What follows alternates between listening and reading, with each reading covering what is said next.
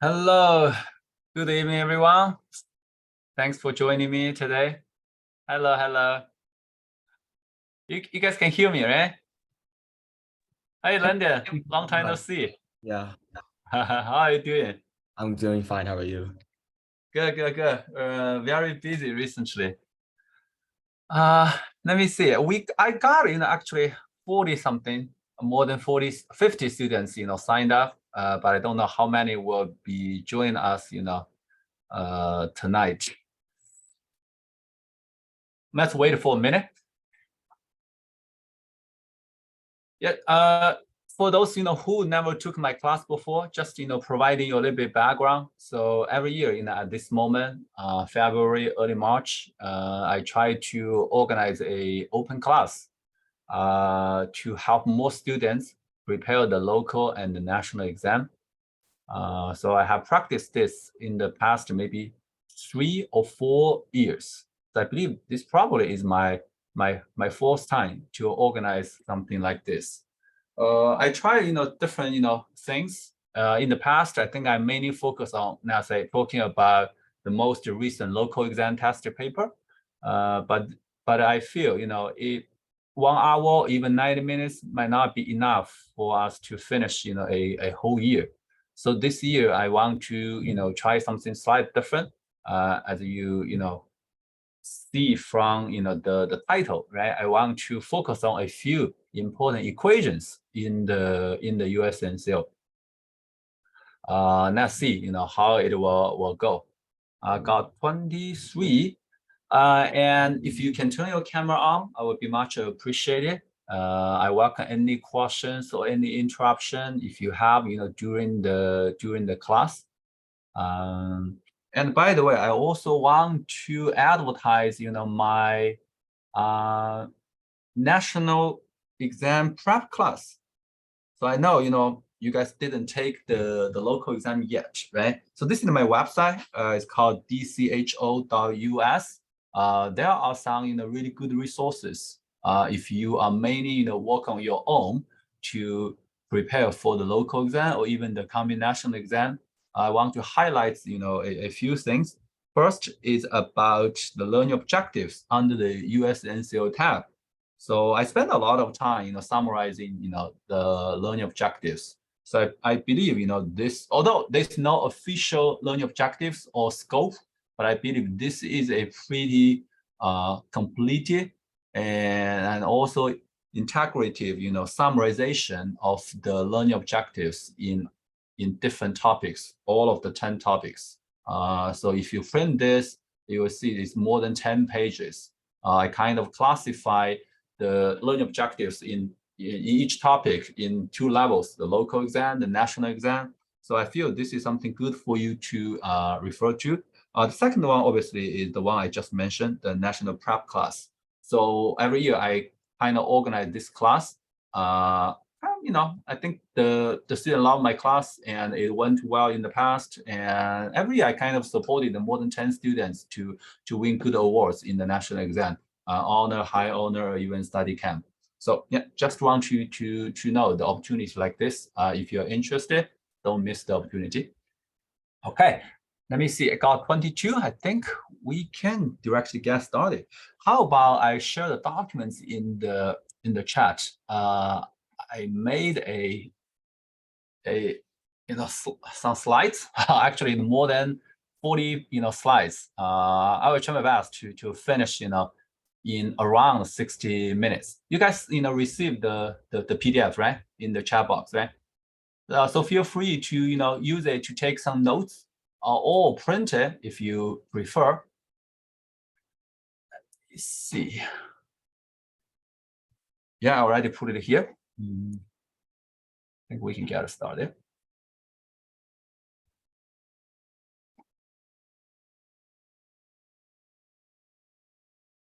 Great.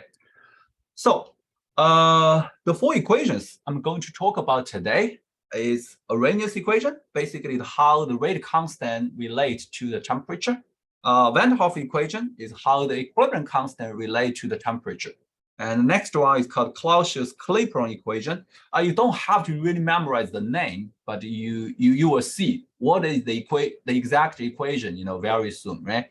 The CC equation, I call it CC equation because it's a very long name, right? Is how the vapor pressure of a liquid is dependent on the temperature. So quite similar, quite related to the previous one, the Van Hoff.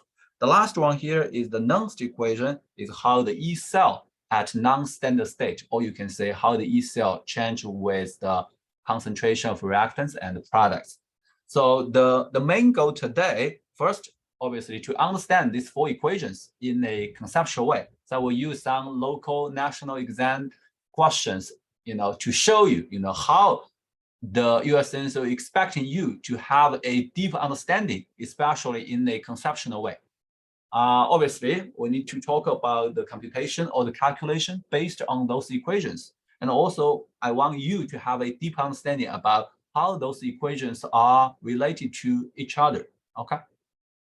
So obviously, I'm expecting all of you to have, a good understanding, a solid background in AP chemistry, especially the four topics involved: kinetics, equilibrium, electrochemistry, and thermodynamics.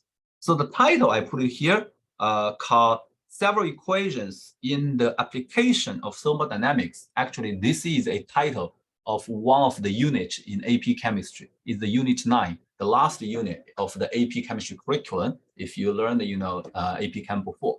But if you are taking AP chem, I believe, your school is not here yet.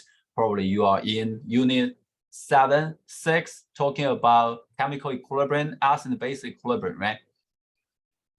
Okay, so here is the equation sheet for AP Chemistry FRQ, right? You saw a bunch of different equations. I highlight one equation. Actually, this is the Nernst equation, right? This is Nernst equation. All of the other equations, unfortunately, they are not provided in the USNCO, both local, national power 1, national power 2. There are only 3 equations provided. So all of the others, including here, a long list here, they are not provided, but it doesn't mean they are not assessed, right? So you are supposed to memorize this equation and know how to apply those equations. But these 3, are provided. So this will be our focus today. So the question is, why only these 3 equations, right? From my understanding, obviously, those equations are much more complicated than the equations listed here, right? Most of the others are relatively straightforward, right? Those are related to logarithm. All of them actually are in a similar style of logarithm, right? So it's more complicated, and there are several variables involved, right? 2 different temperatures and 2 different, constant, equilibrium constant or rate constant, right? Or, there's a Q involved and RT, NF, a bunch of stuff, right? Okay, let's talk about the first one, Arrhenius equation, basically how the rate constant K is changing with temperature. Guys, I want to emphasize in chemistry, the uppercase, lowercase matters, okay? So here, seems like my pen is running out of battery. Okay. Wait a second. Just give me a second. Oh, 70%. I think that should be enough, right? Should work. Okay, it works. So it's supposed to be a lowercase of K, right? But this is K is specifically for rate constant, and the uppercase of K, is for equilibrium constant. They are different. Right? This is the equation listed in the test paper, right? And actually, this equation has several different forms. The original form raised by or proposed by Arrhenius, right? Who is a great chemist, made a great contribution to chemistry. Won Nobel Prize in chemistry in the first year, 1901, right? And served as the president of the Nobel Prize Committee for more than 20 years. So the original equation is like this. So the rate constant equals to A, uppercase of A. This is also a constant. Typically, we just call it pre-exponential constant. Pre-exponential constant. Guys, I didn't write it down. So if you feel it's necessary for you to take some notes, feel free to you do so. Once again, if you have any question, please stop me at any time, okay? Or if you have any response or question you feel, it's not convenient for you to directly ask, feel free to type your question in the chat. I will try my best to, to check the chat as well, okay? And then times E, is a constant, right? 2.71828, right? And to a certain power. And this power is very, very special, negative EA over RT. The EA here is the activation energy, right? I think we all know about this, activation energy. So how to interpret this equation, guys? So K means the number of molecules, the number of molecular collisions per second, right? For an elementary reaction, a single-step reaction, basically K means how many times the molecules collide with each other per second or per unit of time, right? And this collision frequency, or the number of collision, is determined by two parts. The first part is how many times of collision per second with proper orientations. The orientation matters, right? Because in order to make the reaction to change into the products and to make sure they collide in the right way. So the pre-exponential constant A represents the number of molecular collisions per second with proper orientations. But collision is the first factor required. Secondly, orientation is required, but that's not enough. The last one is the molecules need to have high enough energy to overcome the energy barrier, right? That is about the activation energy, right? But this kind of how many molecules or how many percent of molecules can overcome the energy barrier is also related to the temperature. Higher temperature, you will have a higher portion of molecules, right? So this is why it changed into a way like this. Obviously, this is quite complicated. To be honest, I think Arrhenius is a very, great chemist. At that time, without any computer, he can figure out such a complicated mass equation, right? So this part represents the probability of successful collisions, which means, my camera is a little bit weird. Give me a second. Yeah, represent the probability of successive collisions, which means those molecules with high enough energy. So guys, this is the original form. But obviously, there is a gap with the equation listed on the USNCO test paper, right? So how can we change this one into the above one? We take logarithm on both sides, right? And then you got this equation. No problem, guys. Do some quick math work and check it. Logarithm K equals to ln A plus negative EA over R times 1 over T. Good? No problem, right? And then we can rewrite it in this way. And then my next step is, if this is the first temperature, then you got the first rate constant. And if you assume a second temperature,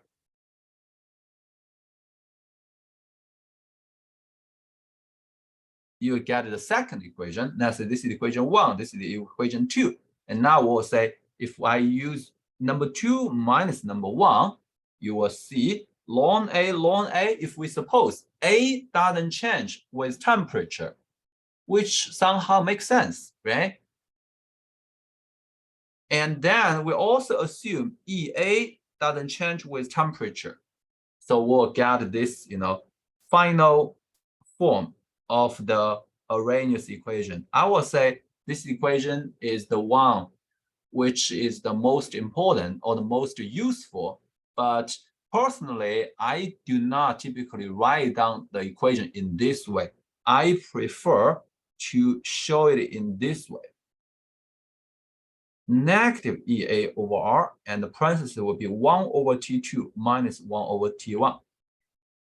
What is the benefit of showing the equation in this way? You have T2, T1, you have K2, K1, and then this negative EA over R, later will show you this represents the slope, right? So slope is negative EA over R, is not EA over R, right? Okay, now we can quickly check mathematically, how does the K change with T?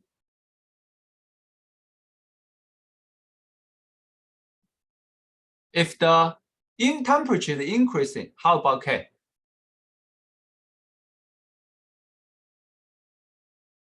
Will it go up, will it go down, or it depends?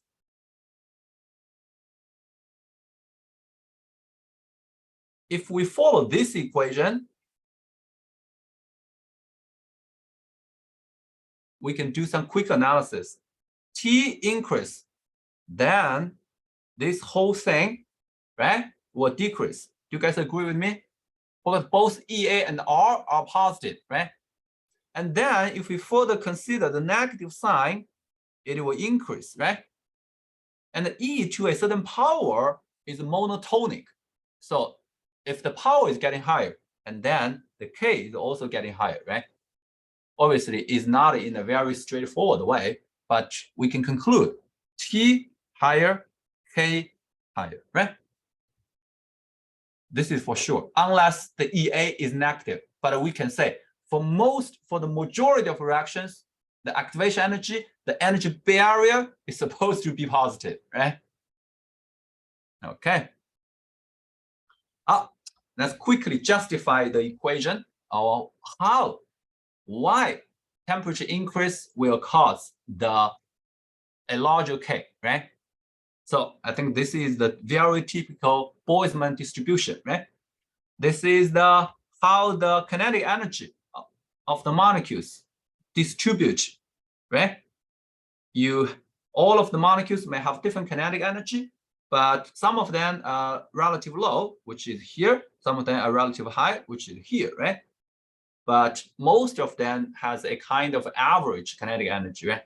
But when the temperature is getting higher, and then this curve will shift to the right side, right? This makes sense, right? Because averagely, the molecules will have a larger kinetic energy. And now you realize if this is the EA, then there will be a larger proportion of molecules with high enough energy to overcome the energy barrier. Does this make sense to you? I think this is the standard AP level question.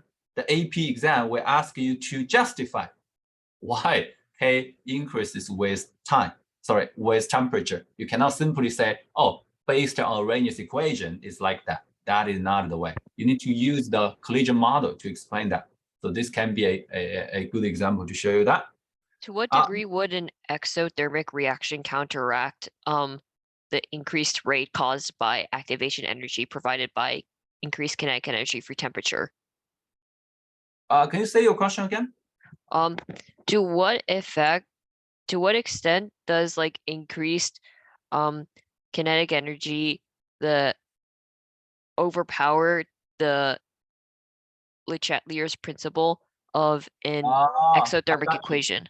I got you. Okay, we'll see an example like this very soon. Okay, then I will answer your question. So this is a very, very interesting question. So several applications of the Arrhenius law, the Arrhenius equation. First one is to determine the activation energy, the EA. This is kind of experimentally determine the activation energy. So if we can measure the rate at different temperatures, and then we plot the y-axis is ln K or ln rate, and the x-axis is 1 over T. You are supposed to get a linear relationship with a negative slope like this. Makes sense, right? And the slope is negative EA over R. So after you calculate the slope, and then you can just multiply by negative R to get the EA, right? You get the EA. So I think this is relatively straightforward, right? So for, if we take this figure, for example, I think we can calculate, what is the EA. Let me quickly show the math here. So EA equals to negative R times slope, right?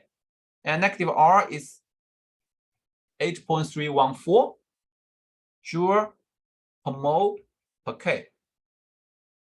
And times slope. The slope is delta Y divided by delta X, right? What is the delta Y here? It is 0.456 minus negative 3.1816 divided by 6.17 times 10 to the negative 4 minus 7.14 times 10 to the negative 4, right? Obviously, this slope also have a unit. The unit is supposed to be Kelvin, right? Because the ln K here actually is a ratio, so it does not have a unit. But the x-axis is supposed to be 1 over t, and then you divide it by 1 over t, so it has a unit of Kelvin. So per Kelvin, Kelvin cancel, you got joule per mole. Because I will skip, the calculation. Okay. So typically, if we want to assess you something like this, the question will provide you the equation here. When I say the equation is what is the slope, right? What is the slope? Maybe even include the intercept on the y-axis, right? So this is a typical application, right? Determine the activation energy. The second one is we can use this equation to do some calculation, right? So I just want to remind you a few important things to make sure you got the correct answer. First, is T in Kelvin or in degrees Celsius?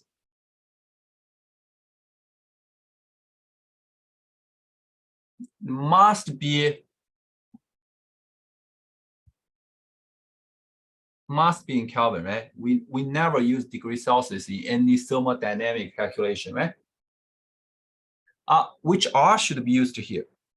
Actually, I already show you the R. The only R you can use is 8.314 joule per mole per K. Why this one? You want to cancel the unit with the EA, right? The EA typically is expressed with a certain value with a unit of kilojoule per mole, right?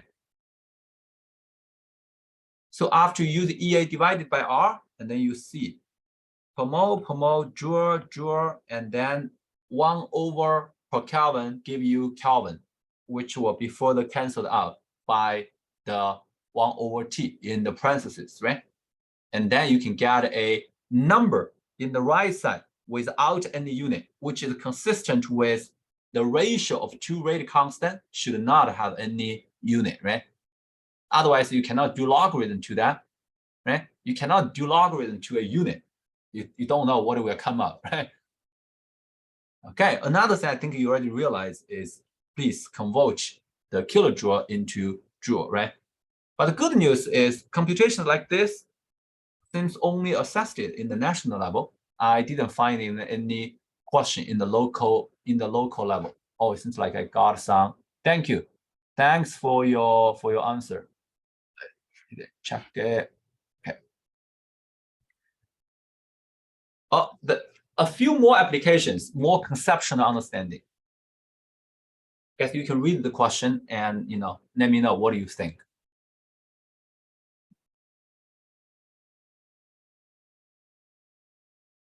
I think probably it's hard for you to type your answer, so feel free to just unmute yourself and share your idea or any reasonable thoughts or guess.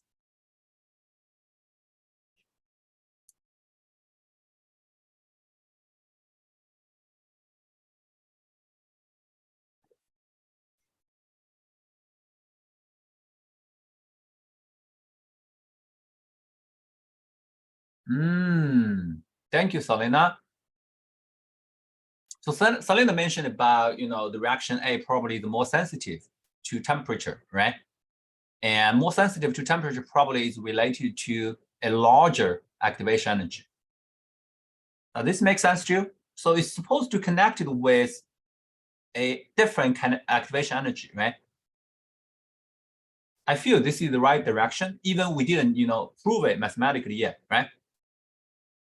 Otherwise, we cannot find a good way to explain why reaction A is slower at a lower temperature and faster at a higher temperature, right? Yeah, we can provide you some, mathematical explanation. Alex, thanks. I think now we are going to answer your question. So here, if you have a look at the right figure here, can you tell me, do you agree with, the red line actually has a higher activation energy and the blue one actually has a lower activation energy? The red one is deeper, right? That means the slope is more negative, right? When we say the slope is more negative slope, then it means the activation energy is higher because the slope is negative EA over R, right? And then you will see, okay, at a lower temperature, what is the lower temperature? Guys, don't forget, the x-axis is 1 over T. So the lower temperature actually is in the right side. Am I right? So at the lower temperature, you see the red one has a slower rate than the blue one. But when it changes into a higher temperature, low T, high T, then it's the opposite, right? It's the opposite. The red reaction actually is faster than the blue reaction, right? Because there is a cross point here, right? There is a cross point here. Does this make sense to you? Great. Guys, we didn't really, do the math work, but it's a very small way for you to use the figure, right? The plot between ln K with 1 over T to figure out the answer, right? Great. The next, application is to understand the mechanism of the catalysts. How does a catalyst speed up a reaction? I think we all know this is a standard AP or even honors level question, right? The catalyst is involved in the reaction, change the pathway of the reaction, lowers the activation energy. Thank you. Thank you, Alex. Thank you, Davorate. Thank you. So this is how, right? And we can use a figure to show you, typically, if there's a catalyst involved, there will be multiple steps. Typically, there will be multiple steps. So this is why, you see there are several bumps here. Here is a transition state, TS1. Here is another transition state, TS2. This is another transition state, TS3. And here, this relative lower place, you have an intermediate one. Here you have an intermediate 2, right? Guys, can you tell me how many steps are involved in the catalyzed reaction? In the catalyzed reaction, in the present catalyst, I think you can see there are 3, right? The 3 bumps, the 3 transition states represent 3 steps, right? Yeah, typically this is how a catalyst, works, right? But my second question is, how about if the reaction is reversible? That means, how does the catalyst change the rate of the forward reaction and the reverse reaction? I think this is somehow related to Selena's question a few minutes ago, right? If the reaction is exothermic or endothermic, I think I probably have a question like this. Let me see. Yeah, I think this one from Local 2017. How about we have a poll? I know many of you probably solved this question before, but please still try to read the question again and redo it again. Don't try to memorize any any answer. Okay, so you guys read it. I will make a poll.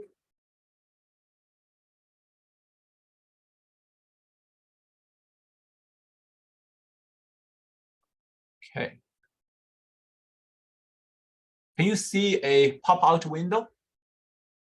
Great. I already saw some of you submitted your work.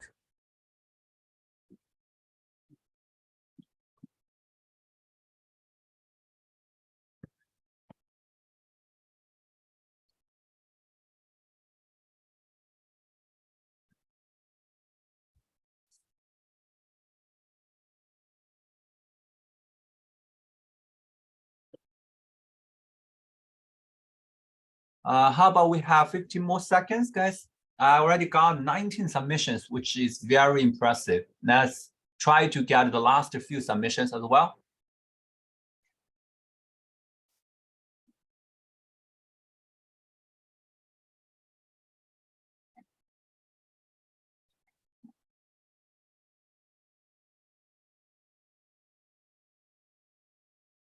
Okay, we'll stop here, guys. So if you have more submission, please, do it right now. You.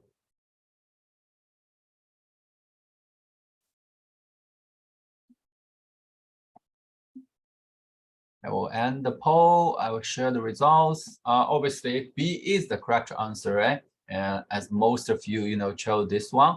So something like this, the question, related to your previous one. Yeah. Okay. First, according to Arrhenius law, for both the forward reaction and the reverse reaction, they both have positive activation energy. So which means, according to Arrhenius law, both the forward rate and reverse rate will increase with temperature for sure.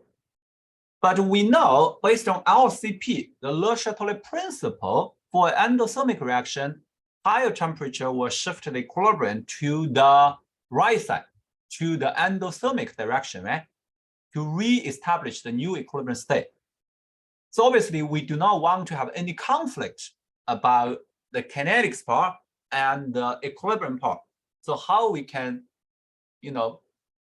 explain this kind of, conflict here is because both will increase, but the forward rate increases more than the backward rate, right?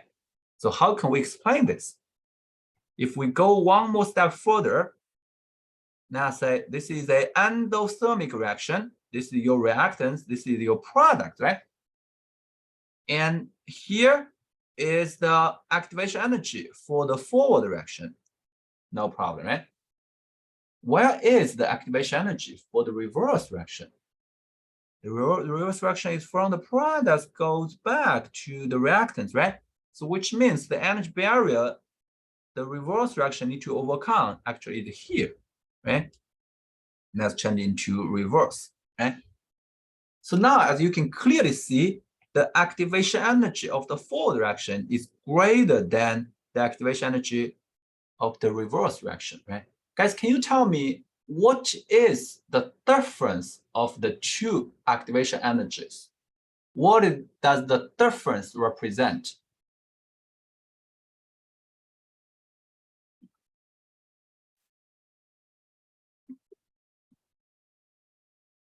EA forward minus EA reverse, which means that is the energy gap here, right? What this?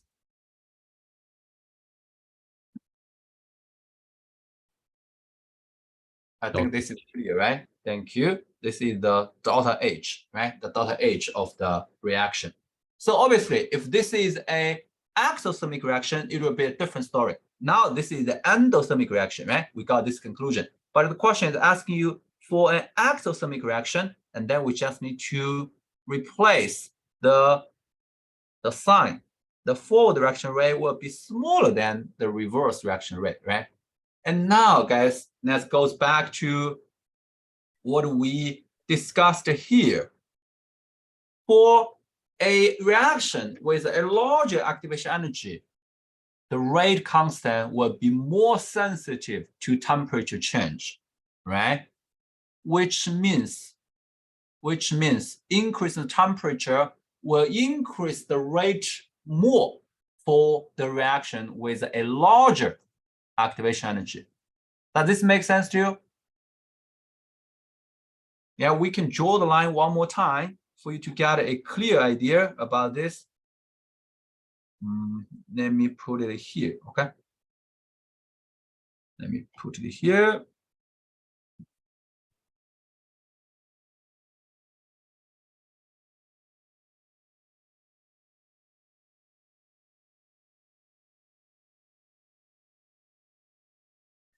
So this is the one with the larger activation energy, which is the EAR, the reverse, right? Here is the EA of the forward, right? With a smaller one. So now we are talking about, we change the temperature from here, a lower temperature, to a higher temperature from here to here. You understand why it's like this, right? Because this is 1/T, right? And then you realize for the one with a larger activation energy, the rate increase from here to here. Obviously, this is a much larger increment compared to here to here, right? So guys, keep this conclusion in your mind. The reaction with a larger activation energy is more sensitive to temperature change. I will quickly show you a related question, which is here. I hope this time we'll try to get more correct answer.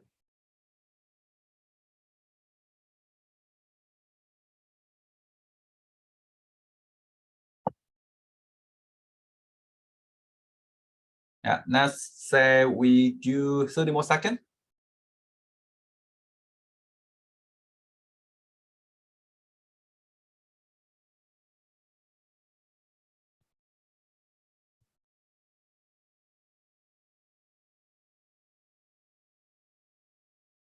Yeah, last 10 seconds.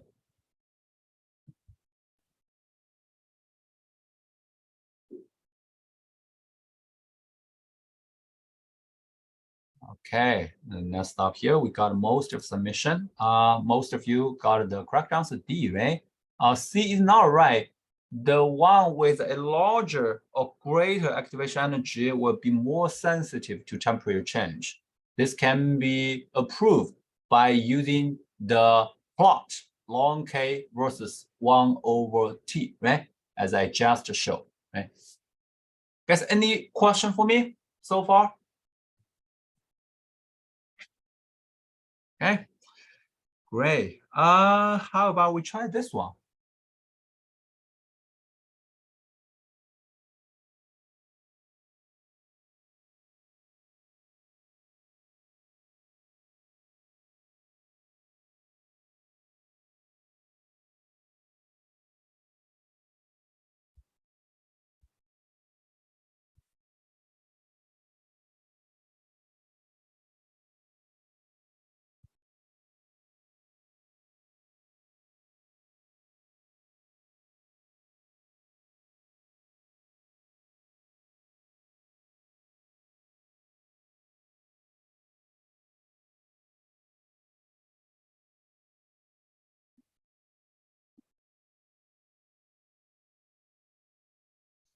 How about we do 15 more seconds?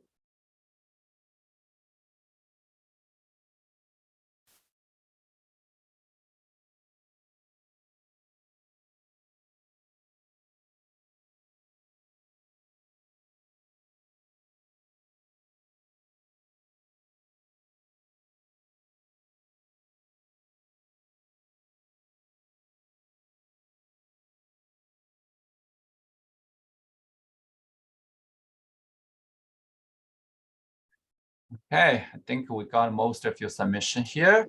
I believe A is the correct answer, as you can see from my work here, right? So the change of the rate constant is related to delta T, is related to the products of the two temperatures, right? The initial and the final.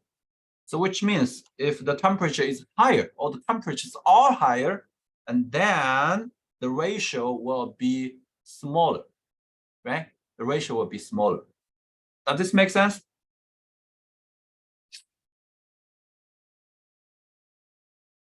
I think I made a mistake. Sorry, guys.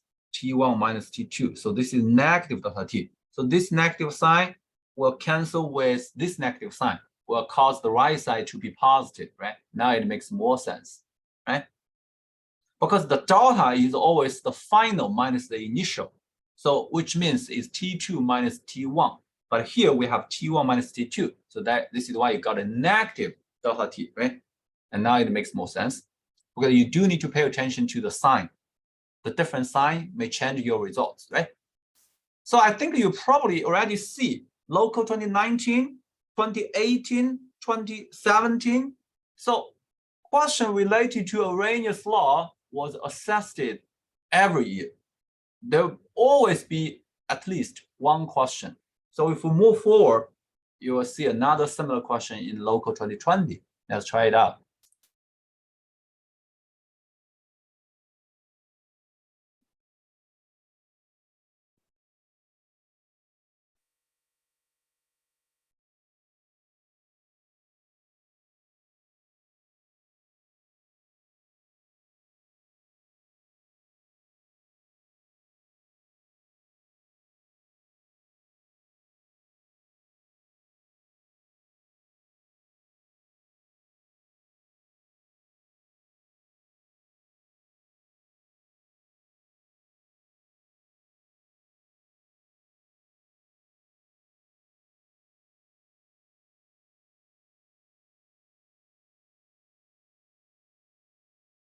How about we do 20 more seconds?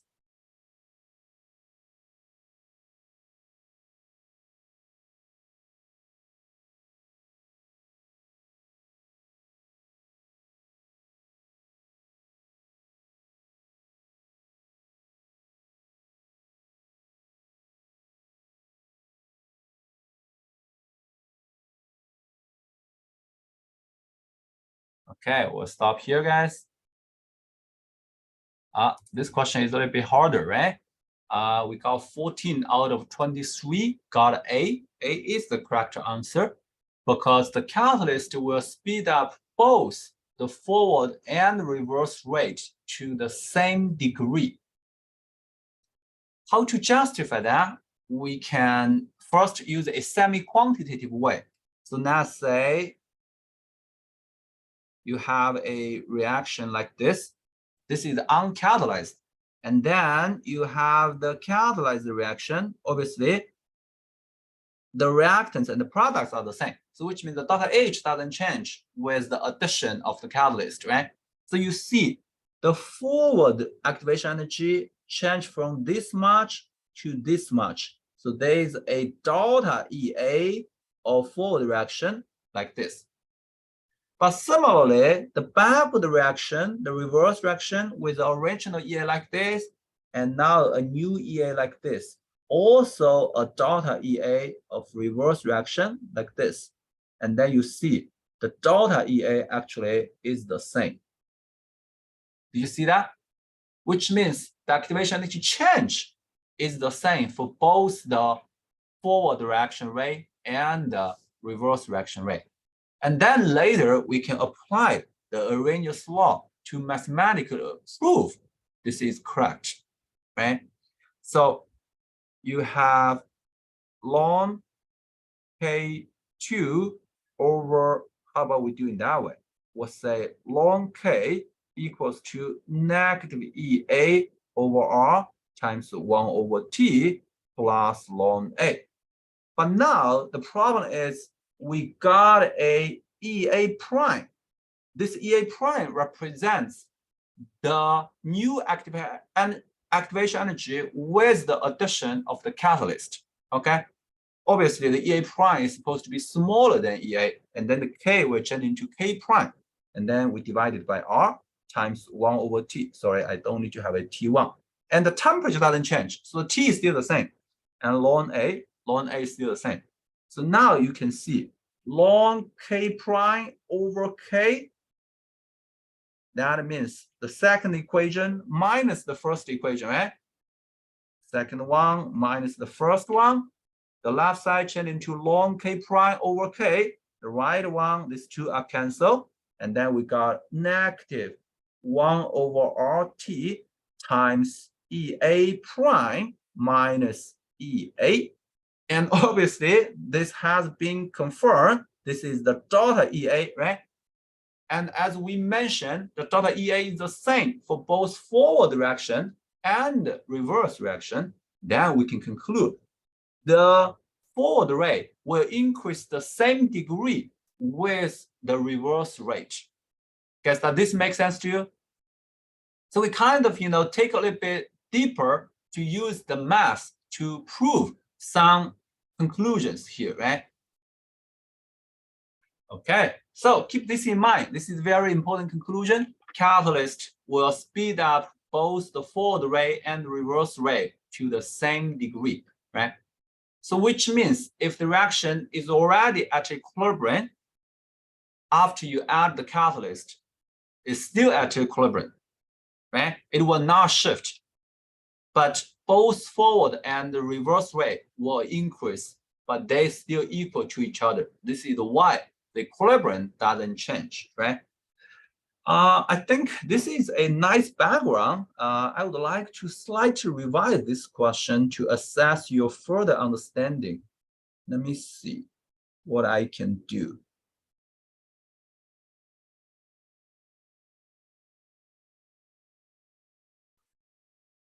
How about we say at this time, at time t, is not a catalyst is added, is we increase the temperature, okay? And then this reaction is endothermic. And all others are the same. I don't need to make any other change. Providing one piece of information, the reaction is endothermic, and the change is not adding the catalyst, is to increase the temperature. So if A is still how the forward rate change, and how about the reverse reaction rate change? So I will still use the same A, B, C, D to answer this question, okay? So let's do it in 30 seconds. You got my question, right?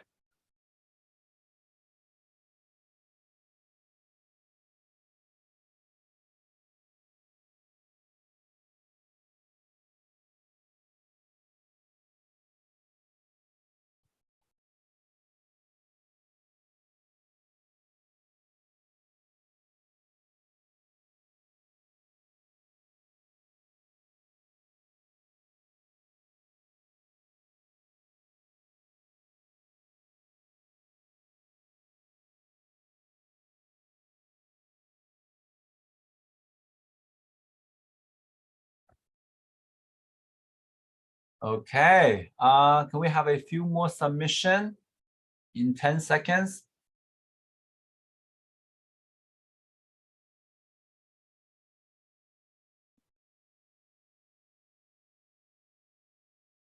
Because we are practicing the same concept, right?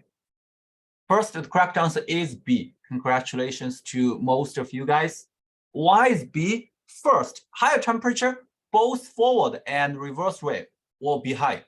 So that means the answer is either A or B, definitely not C or D. Okay, that for sure. And now, this is exactly the same as the question here, right? It's just the opposite. So this is an exothermic reaction, but here is an endothermic reaction, which means the equilibrium need to shift to the right side based on the LCP. But how shift to the right side? Because the forward rate increased more than the backward rate, but both increase, right?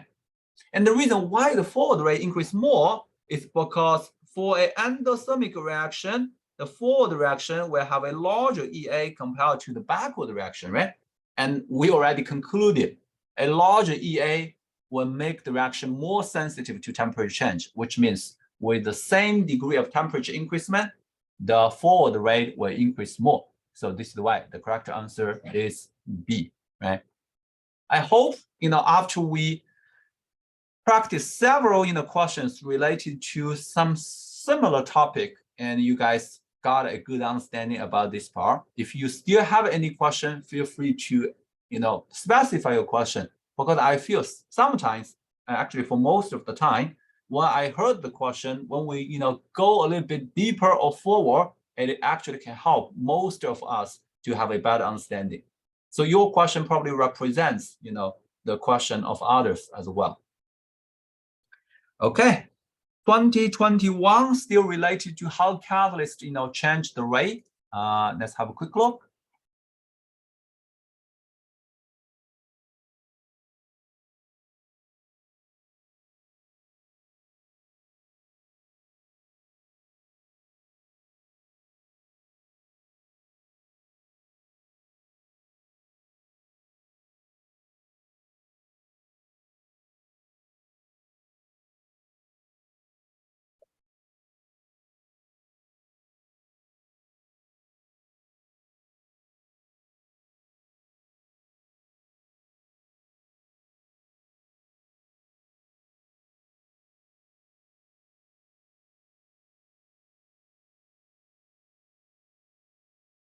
Great. Any more submission? If no, we'll end here. A is the correct answer for sure. Let's briefly explain why D is incorrect, right? Obviously, they will have a different mechanism. As you can see from the energy profile, I'm not saying without the catalyst, the reaction must be elementary. But with the catalyst, typically, there will be more steps involved. So which means they will have a totally different mechanism. This is also how the catalyst lower down the activation energy. Okay, so the catalyst is involved in the reaction.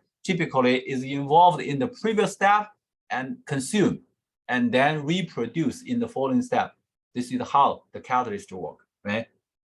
And B, this is related to asymmetric catalysis. You probably heard the Nobel Prize in Chemistry in 2022 was awarded to two chemists, Dr. Macmillan from Princeton University and Dr. Benjamin List from Germany. I forgot the institute. Maybe it's Max Planck Institute, for their work in the development of organocatalysts for asymmetric catalysis. What is asymmetric catalysis? You guys know the mirror image, right? Basically means the molecule is chiral, and then one molecule is not superimposable with its mirror image. So, which means the catalyst can selectively catalyze or speed up one substrate, but probably will not speed up the reaction rate of its mirror image. Okay. So yeah, Dawson, you have a question? Yeah, so basically that's saying that it's not guaranteed that your chiral molecule will have the same rate of formation because it's a different molecule. Exactly. Typically, they will not have the same, especially if the catalyst is chiral, right? This is somehow, if I want to show you example, let me remove my background. So I have a cup like this, right? So if I use my left hand to hold my cup, I will do it this way. But if I need to use my right hand to hold my cup, I need to do it this way. So this is how, because my left hand and my right hand are like chiral, right? So the two chiral molecules will recognize your substrate in a different way, right? So this can give you some insight. Although, asymmetric catalysis definitely is more complicated than this, but the general principle is like this. Great, guys. Wow. Local 20. I think this finally is the first time for us to have a computation question in the USNCO local exam. Obviously, this is for you to determine, to calculate the activation energy. So limited by the time, I will leave this for you to do as homework, okay? You basically apply the Arrhenius law, you solve it. But as I mentioned, you need to take care of several details, right? The unit of R, the value of R, kilojoule, joule, temperature, change into Kelvin, right? If you made any mistake here, you probably will end up with an incorrect answer, but you believe you got the correct answer, right? This is how the test writer designed those answer choices. Great, guys. We spent about 15 minutes talking about the first equation. Actually, this is pretty much what I expected. How about we take a small break, 3 to 5 minutes, and then we'll continue. I will try to end the open class today in 90 minutes. Okay. If you have to go, just email me for the recording. I will put my email here.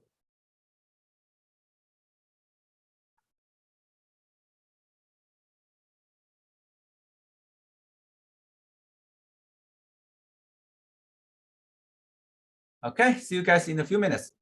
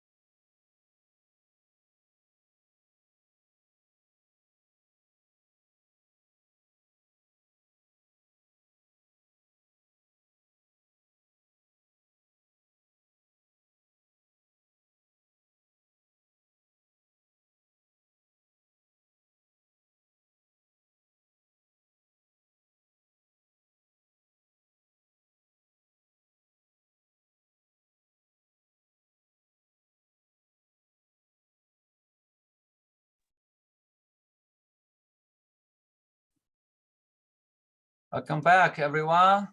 Let's get started. The second and third equation will be, less time consuming as there are not so much conceptual understanding associated or related to these two equations. So this equation, Van Hoff equation, basically how the equilibrium constant is related to the temperature. You see the equation here. First, let's also do a similar semi-quantitative analysis. How does the K change with T, right? So we'll do a similar way. T getting higher, the parentheses here will be lower. And then how about the overall right side, guys? Will this be higher or lower, or it depends?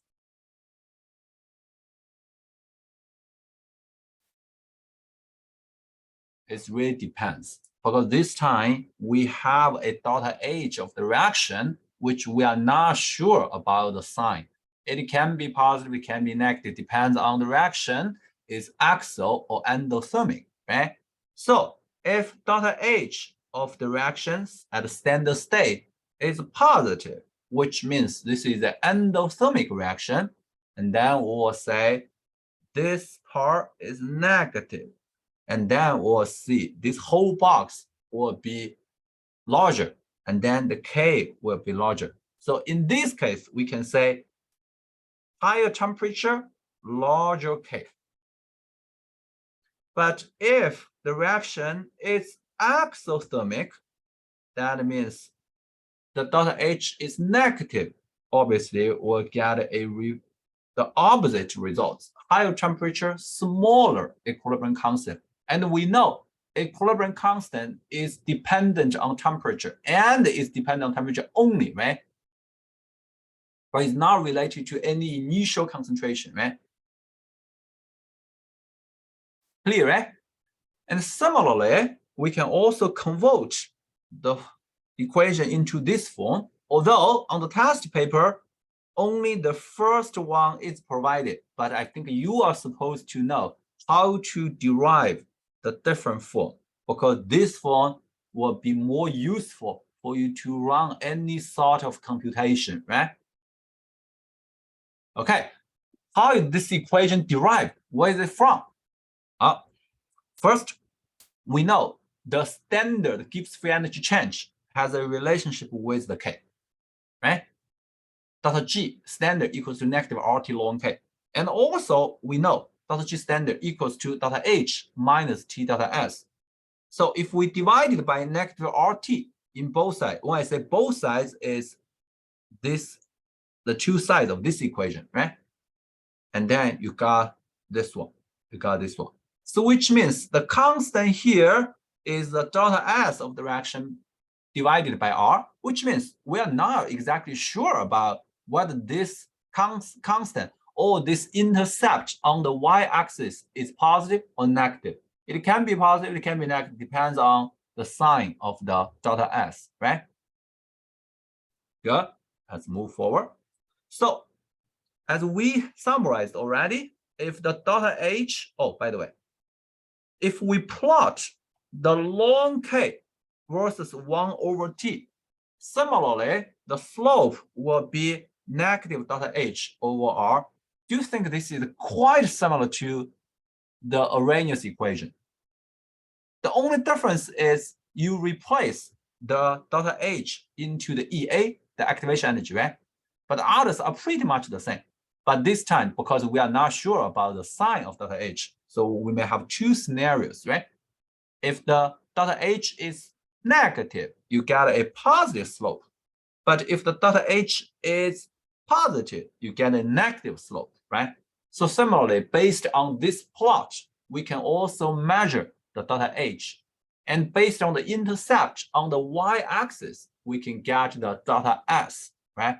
So I think we can get a more meaningful conclusion from here, right? Okay. I think this equation, one of the important applications of this equation is to justify the LCP. Because according to Le Chatelier principle, when temperature increases, the reaction shifted to the endothermic direction to re-establish the equilibrium state. This can be explained by the Van der Hoff equation mathematically, right? As we mentioned, for endothermic reaction, higher temperature, larger K, which means if we increase the temperature for endothermic reaction, initially the system is already at equilibrium state, which means the Q equals to K. But now we increase temperature, the Q prime doesn't change at that moment, okay? The Q prime doesn't change at that moment because we only change the temperature, but the K prime is getting larger, right? So which means now my Q prime is smaller than the K prime. Then in order to make the Q, the reaction quotient, the same as the K, we need to shift the reactants into more products, right? This is how it shifted to the right side, right? So this is how we explain the LCP. LCP is a prediction without providing any explanation or justification, right? But it's useful because it helps us to get a clear conclusion, right? But the good news is no computation or graphic analysis based on the Van der Hoff equation was assessed in the local exam so far. But it is common assessed in the national exam in the past few years. So I will not be surprised if you see questions like this in the local 2023. Right? But don't feel sad if it's not assessed this year. I have no guarantee. Okay, let's have a look at how questions like this were assessed in the national exam. So I will give you a poll. Since this is not really related to calculation, so I will ask you to finish it in 1 minute.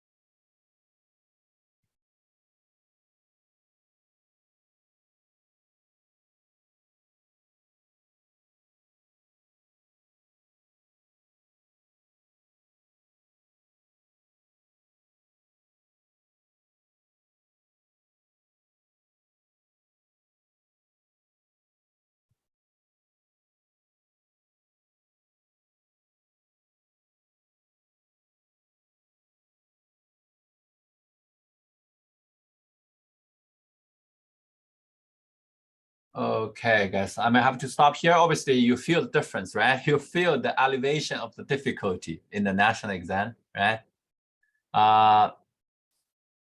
Do we have a few more submission? Okay, we may have to stop here. And obviously, based on your answer, it's hard for me to tell which is the correct answer. I want to trust most of you, but it seems like C and D got the equal number of votes, right? So let's check, the two statements one by one. First, oh, I only have 10% left. I hope that's enough for me to finish the class today.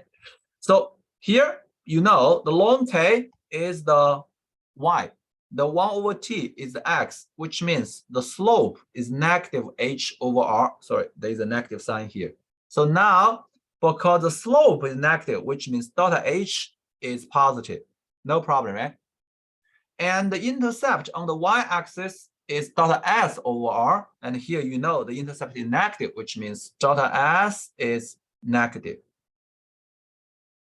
Am I right? So these are the two conclusions we can get from the figure. I call this into graphical analysis. This is very, very common in the recent years of local and national. You will see the trends. There are more questions like this. Okay, the first one, since the delta H is positive, which means the reaction is endothermic, right? And then higher temperature, there will be more dissociation or more ionization, right? The equilibrium will shift to the right side. And then we'll get a higher H plus concentration and a lower pH. Because pH is negative logarithm of H plus, right? Higher H plus concentration will lower the pH. So statement 1 is incorrect. Delta S is positive. I think this is also incorrect. We already got delta S is negative, right? Guys, I hope I didn't make any silly mistake. Correct me if I did. So that means the correct answer is D. Is neither 1 nor 2. Is my analysis convincing, guys? Okay. Okay. Sometimes you need to be very careful. You need to double check, your analysis, after each step, because this is very easy to get a wrong answer, right? Positive, negative, right? Each step matters. Okay, good. Oh, then obviously this equation was not assessed in the local exam. So this is why I don't have any example from the local exam here. The next one is about Clausius-Clapeyron equation. I think from the equation itself, you see it's quite similar to the Van Hoff equation because they are relatives, right? Okay, this equation is about how the vapor pressure of a liquid is changing with temperature, right? Is changing with temperature. So I think we already got a sense. Higher temperature will still give you a higher vapor pressure, right? Because the molecules will have more kinetic energy to overcome the attraction of the other liquid molecules and get rid of the liquid and change into the vapor phase, right? So that's the equation. And now let's show you how this one is related to the Van Hoff equation. And also this can tell you why this equation is not provided in the USNCO test paper, right? Here is a process of vaporization. So the K of this reaction is Kp because there's a gas involved. And Kp equals to the partial pressure of the vapor divided by the molarity of the liquid. But since it's a pure liquid, which means we can say the molarity is a constant. So this is why we do not consider in the equilibrium constant expression, right? And now, which means you can replace the K in the Van Hoff equation into the P of the vapor, right? And then all of the others are the same. The only thing you need to pay attention is the delta H of the reaction here, actually not for a reaction, is the delta H of vaporization, right? And you know delta H of vaporization is always positive. So that means vapor pressure must increase with temperature, right? You always get a positive slope or negative slope. I think we got a negative slope, right? Because delta H is positive.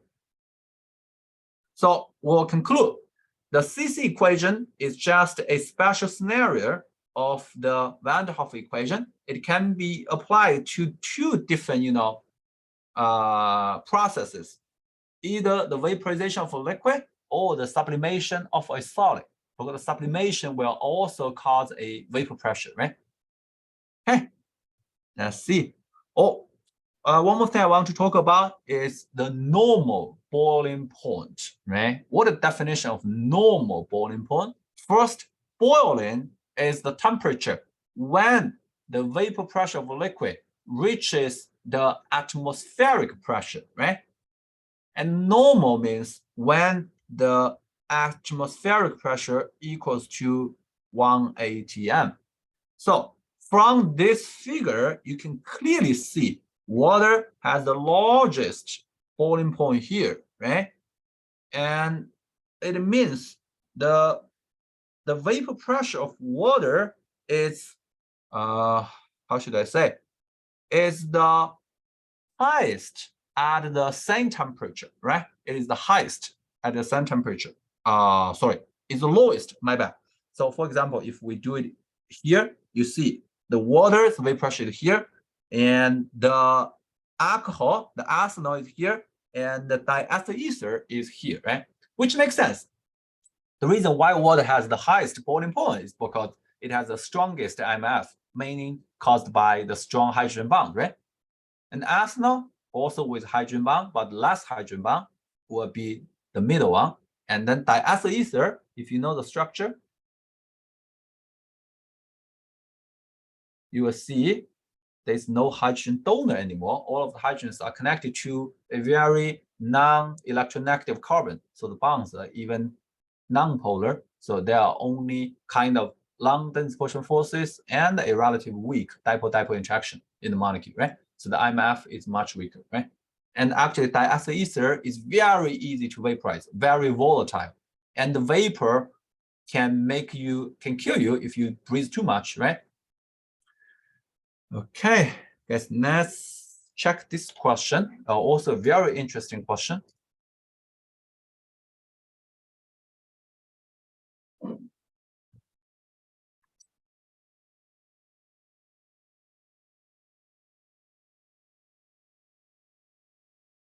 You can just read the question. You don't need to check, the contents I put in the right side. But if you submit it, you can read that to see whether you agree with me or not.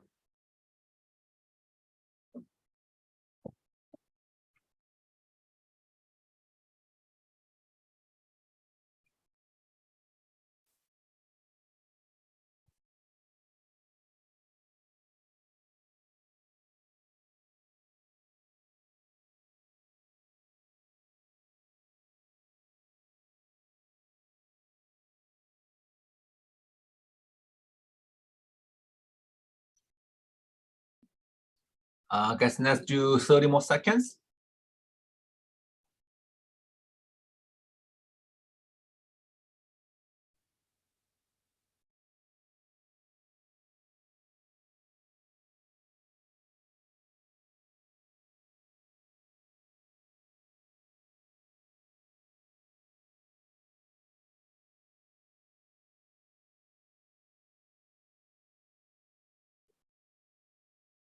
Not an easy question, I feel. At least, when it was assessed for the first time, a lot of students got confused. But, for questions like this, when you see unexpected results, you are not really fully understand the question when you are taking the test, but you are trying to find what is the best explanation, right? Make a reasonable guess. Okay, let's stop here. C is the correct answer. So I briefly translate this question a little bit. Toluene, I will say is T, has a higher vapor pressure than H, which is, what is H? What is my H? Water at 25 degrees Celsius. But it has a higher normal boiling point. What does that mean? A higher normal boiling point, which means at a higher temperature, actually, the toluene has a lower vapor pressure because it needs to have an even higher temperature to reach the same external pressure. Is my translation correct here? Did you recall something? Is this related to A reaction is slower than B at 25 degrees Celsius, but is faster than B at a higher temperature? This is somehow quite similar, right? One substance has a higher vapor pressure in a one temperature and a lower vapor pressure in a higher temperature. I think you already see the connection, obviously, is related to the two slope. One is like this, another one is like this. They cross at a certain point, right? And now one temperature here, another temperature here. So you see the comparison flipped, right? Guys, I didn't, fully explain this. I will leave this as your homework to further think about how does a lower heat of vaporization of benzene justify the unexpected results here, okay? But I feel, you do need to have your own thinking about the questions like this to get a very deep understanding. But this is the direction. And in this case, your y-axis will be long vaporization, your x-axis will be 1 over P, right? And you can think about which one has a larger heat of vaporization, which one has a lower one. How does that related to the slope, right? Okay, obviously, this is a really computation-based question, right? You know the normal boiling point of ethanol is 78.3 degrees Celsius, which means at this temperature, the vapor pressure is 1 atm. And now the question is asking you at a different temperature, what is the vapor pressure, right? And you know the delta H of vaporization. Once again, taking 3 factors into consideration. 1, kilojoule into joule. Secondly, which R you should use. Lastly, convert the degree Celsius into Kelvin. So if you paid full attention to these 3 factors, I think the other work is not yours, is your calculators, right? Okay, that's limited by the time. I will not ask you to, do the calculation now. If I think it's still important for you to run the calculation, get the conclusion, get the correct answer, right? Understanding the question is very different from get the correct, calculation results, okay? There's a huge gap still. Oh, another national level question. I hope this one will make you feel easier. Let's try it out. 1 minute, okay, guys, because the calculation here is much easier.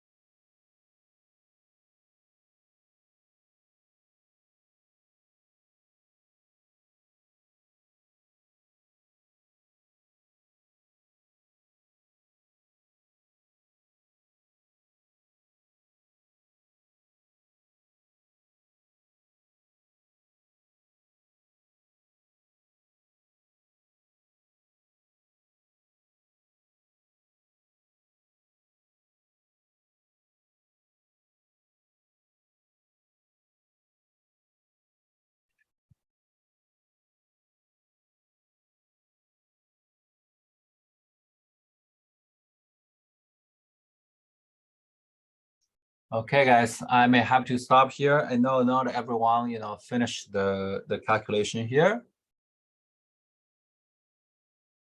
If you can submit your answer in 10 more seconds, and then we can close the poll and have some quick discussion.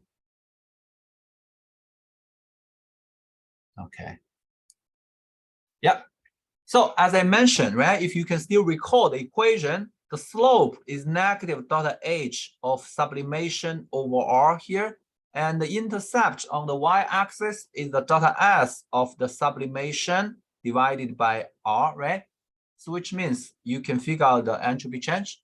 This reaction or this process has a positive entropy change, which makes sense because you are changing a solid directly into a gas. So obviously, the entropy is getting larger with a more disordered system, right? And the delta H definitely is positive because there's a negative slope. And what you need to do is use the negative 4,544 times negative 8.314. You must use 8.314, right? And you got a unit of joule per mole, and then you convert into kilojoule per mole. Guys, I didn't do the calculation, but I believe most of you got the correct answer is C, right? Good, guys. I probably will have about 10 minutes to talk about the last equation, the Van Hoff equation. But before that, I want to briefly summarize these 3 equations because you see, how they relate to each other, right? And also the Arrhenius equation, although it's for sorry, guys, there is something wrong. We do need to differentiate the K, right? So when you do the handwriting, please specify is a lowercase or a uppercase because they are totally different, right? So Although Arrhenius equation is for kinetics, but you see actually it's quite related to the justification of equilibrium of other stuff, right? So this is why I put them together. Not only their equations are very similar, but also they are quite related to each other. So Van der Hoff equation is a more different one, is more kind of a little bit more separated. So we'll talk about that. Basically, is how to calculate the E cell at non-standard state based on the E cell at standard state, right? First, let's do a quick review about the electrochemical triangle. You have the delta G standard, the Gibbs free energy change. You have the E cell standard at a standard state. You have the K. And these three actually are connected to each other by two equations. Delta G standard equals to negative NFE cell standard. Delta G standard equals to negative RT ln K, right? And guess what is F? F is the Faraday's constant, right? Which is a constant. The unit is Coulomb per mole because it means for 1 mole of electron, what is the charge? Is 96500 Coulomb, right?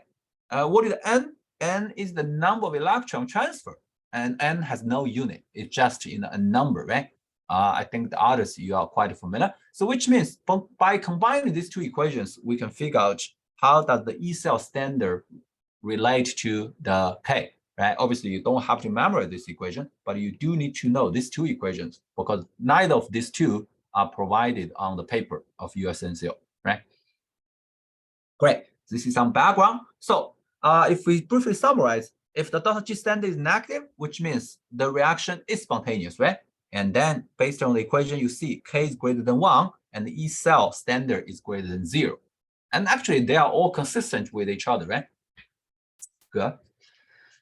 Finally, now we can talk about the Nernst equation. The equation is here. How can we get it? We need to talk about this special equation. There's no name for this equation.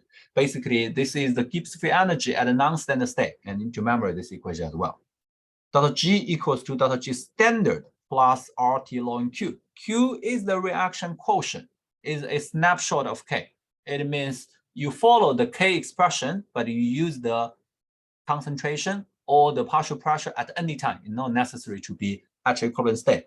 And then you know delta G standard equals to negative NFE cell standard, and then you divide it by negative NF on both sides. You got E cell equals to E cell standard minus RT over NF ln Q. So this is the equation appears on the USNCO test paper, but I personally recommend you memorize this equation. Basically, what we did is we changed the ln with the E as the base into 10 as the base. Why we want to do this? Because we can combine those into a very common constant. We kind of bind the R, T, the F, T by default is 298 Kelvin. And we also combine another constant when we change the base. That is 2.303. This equals to ln with the E as the base of 10. This will give you another constant. We put them all together. We got this equation. Why we want to do this? Just for you to memorize another constant? No, because it can save you a lot of time. Every time when you do a question like this, you know RTF are always constant. You will always get the same conclusion. But every time you need to type it in the calculator, which will be very time consuming, right? Okay, so finally, we can see how does the E cell change with Q. I think this is pretty straightforward. A larger Q with a negative sign here, with all of those positive, it will give you a smaller E, which means larger Q, smaller E. Does this make sense to you? Larger Q means the reaction now have more products, right? At least the product side is more than the reactant side. And then smaller E means the reaction is less spontaneous, right? I think this is consistent, right? If you already got too much products, obviously the reaction is not that spontaneous anymore, right? Okay.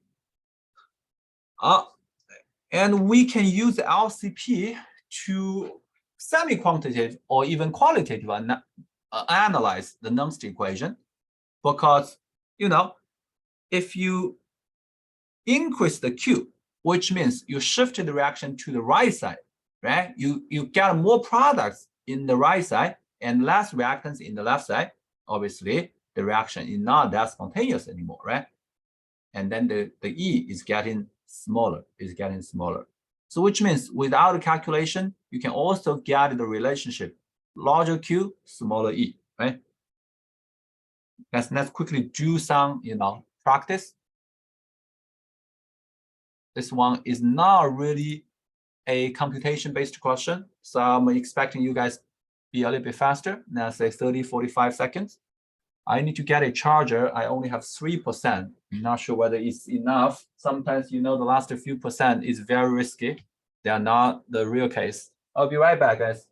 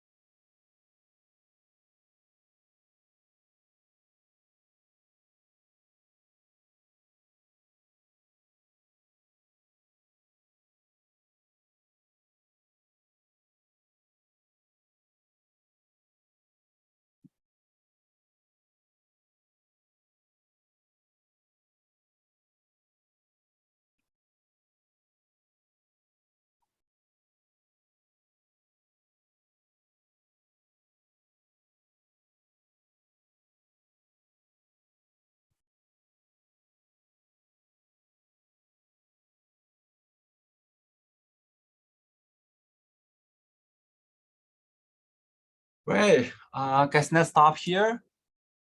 So obviously, I feel electrochemistry is a little bit more challenging to you guys in general, because after 90 seconds we get less submission, right? But this is reasonable. For electrochemistry, typically is in the last chapter, the last unit of AP Chem. So most of you probably haven't learned this much in your AP Chem if you didn't, self-study anything for that, or you took AP Chem before, right? So now, guys, if the copper 2 plus is getting higher compared to the standard state means all of them are 1 mole per liter, right? All gas molecules are 1 bar as a partial pressure, and the zinc is the same. And then obviously this will give you a smaller Q and a larger E. According to LCP, a higher copper 2 plus concentration will shift the reaction to the right side more, right? I believe B is the correct answer, and you guys can check the others. I think the only thing you need to do is calculate the Q here, Q here, Q here, Q here, and then you will see which one is larger. The larger one will give you a smaller E, right? Obviously, this one, you will need to take some time to do the math, but I just want to remind you, this is a line notation of the galvanic cell, because you are looking for a Q, and the Q is always products over reactants, right? So you do need to know which side is the product, which side is the reactants, right? So we have to emphasize, for a line notation, the left one is the anode, the right one is the cathode, right? And then you can figure out the overall reaction is zinc react with silver plus change into silver plus zinc 2 plus. It's not the reverse reaction. This is my first point, guys. Keep this in mind. My second equation, the Q is very related to the coefficient, because the coefficient will be the power, right? That means it's very important for you to balance reaction, because probably you can recall in local 2022, the original test paper, there is one equation which was not balanced. Maybe not in the local, it's in the national 2022 power 1. And then that equation accepts 2 answers that year. Because if you follow the unbalanced equation, you get a different answer, which is obviously wrong. But because the paper didn't balance the equation, and then it misled some students, right? So it's important for you to balance the equation, right? And now you know, oh, my Q is zinc 2 plus divided by silver plus squared, rather than the reciprocal, right? Since you know the molarity, and now you can finish you can get the Q because you already know the E cell standard, right? Guys, I will end the class in 3 minutes. Oh, another one, similar, right? Line notation, but it's slightly more complicated because this time we didn't directly give you the E cell standard. Rather than that, we gave you the standard reduction potential of the cathode and the anode, right? Guys, can you help me figure out which one, A or B, is the half reaction on the cathode?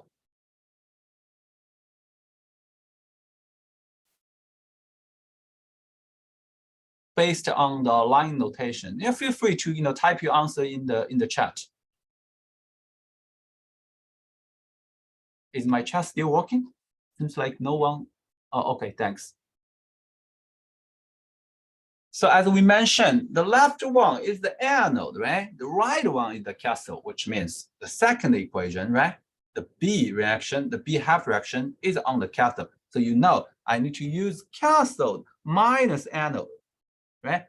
So as you can see, this reaction is pretty spontaneous, right? If it's at standard state.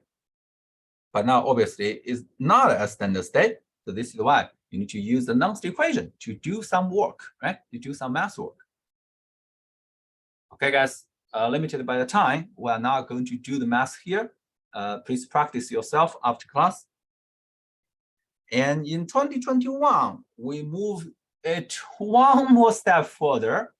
We have a half reaction this time, not an overall reaction. And we know the E standard.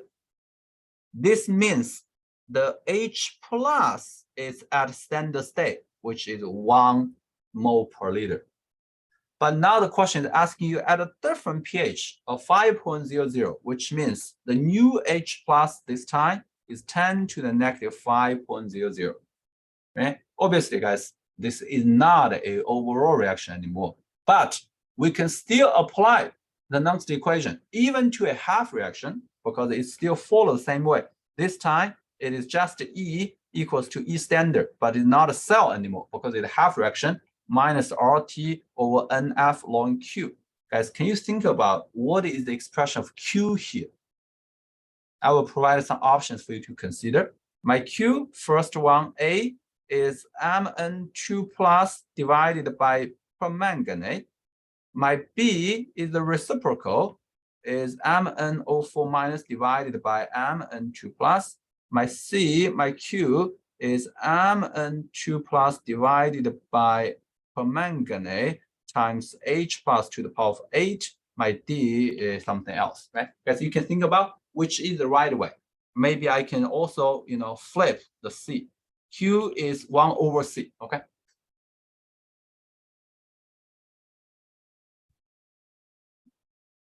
What do you think?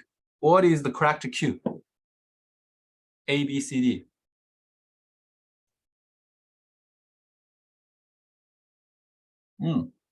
Seems like not very sure. Okay, thank you. Yeah, C is the correct expression of C because this time, the half reaction is written in the standard reduction way, right? This is the way we need. So when you express the Q, you still use products over reactants. But this time, the products is everything in the product side. The reactants is everything in the reactant side. Not only the two species involved in the electron transfer. This is why pH matters, right? This is why pH matters for some reaction when there's H plus or hydroxide involved in the reaction, right? So easily we can say higher H plus concentration will make the E higher, right? Which means a higher pH will make the E smaller, which means I will directly say A is incorrect, D probably is incorrect, right? pH 5 will not change into negative. So without calculation, I already can narrow down into B or C. But in order to know the exact answer, you do need to, run the calculation. But now you see the benefit of using a different way, minus 0.0591. Some textbook will say 0.0592, but doesn't matter. Divided by the N log Q. because the Q is this expression, and because we only change pH, which means these two are still 1 molar. The only thing which is not 1 mole anymore is H plus, right? So here we're changing into 1 over H plus to the power of 8. Sorry, my bad. 1 over H plus to the power of 8. Now I think you see the benefit of using this because you can directly convert this into pH, right? This is just 8 times pH, right? Or 1/8 times pH. You need to check it yourself, right? I think it's 1/8 times pH. Need to flip it negative. I think it's 8 times pH, right? But pH is negative logarithm of H plus. You need to do some math work, right? So you see the benefit of applying this equation, right? Okay. But there are a few guys. How about, let me see. How about we finish one more question, we'll end the class. Okay. Here, standard reduction potential of oxygen under acidic condition is plus 1.23 volts. So we need to first write down the half reaction first, right? This is why it's getting a little bit more challenging. O2 under acidic condition plus 4 electrons change into water. Am I right, guys? This is the half reaction, right? Under acidic condition, the E standard is 1.23 volts. And now the question is asking, under basic condition, when 4 electrons reduction of O2, what is the new E, right? What is the new E? So under basic condition, guys, the question now is, what is the H plus concentration when we say standard basic condition?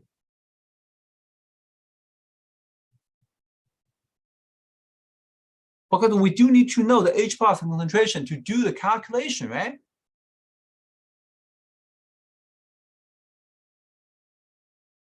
When we say standard, we are talking about something is 1 mole per liter, right? So if it's the basic condition, I will say the hydroxide is 1 mole per liter, which means the H plus change from 1 molar into negative 14 molar, right? And then you apply your Nernst equation to this half reaction, you got a conclusion. Yes, thank you. So without the calculation, we know the E will be smaller, right? So which means A definitely not right. But for B, C, D, we don't know. We need to run the calculation, right? And actually, guys, I will leave you something to read after class. You can double check something called EPH diagram. Basically, it's how the E change with pH. This diagram is also called Poor-Bay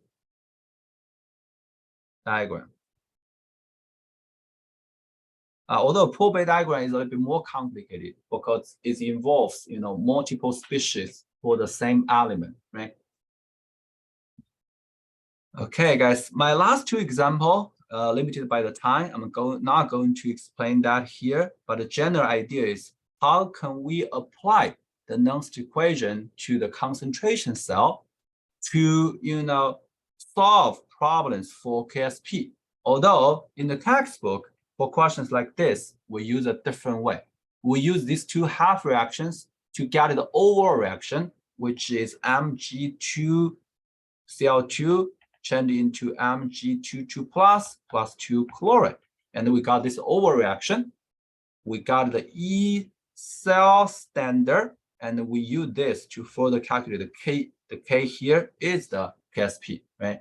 But I think we can also use the Nernst equation to solve this, because we can say the second half reaction can be the non-standard state of the first half reaction. How can I say that?